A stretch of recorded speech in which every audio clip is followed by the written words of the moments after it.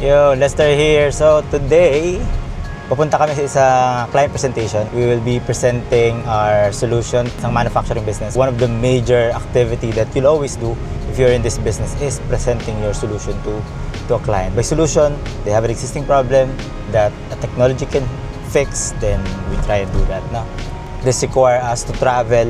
Just a few years back, we always prefer working from home, but with this initiative of fixing and aligning business processes, there's always that personal interaction with the people within the company. So we try and make it more personal and really go to them so that we can make sure that we have a proper understanding of what we wanted to do and what their actual process are. So sundan nyo kami, share you everything, and see you later.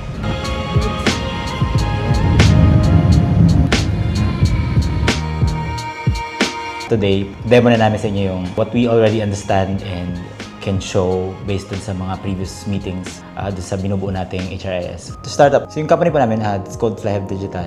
Most of our clients are SMEs, though we also have like bigger enterprise. The initial problem we try and solve is once we're using spreadsheets. In this case, you guys are still using spreadsheets now.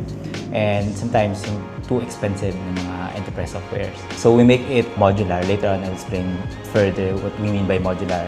I think what really separates us, it's almost like not just software, it's the consulting and the customization that we do so that the process fits exactly to your process. Every business is different, pero bakit pare-pares yung software? It doesn't make sense, diba? So every implementation that we have is kind of unique. No one-size-fits-all setup. Even though yung system po namin is malaki siya, marami siyang cover. Warehousing, inventory, accounting. We try and focus on like the biggest bottleneck. In this case, HR and payroll processes. So that's what we're gonna talk about today.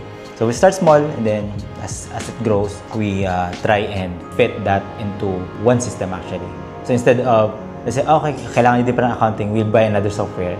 It's already integrated dun sa inyong HR. Centralized employee management platform.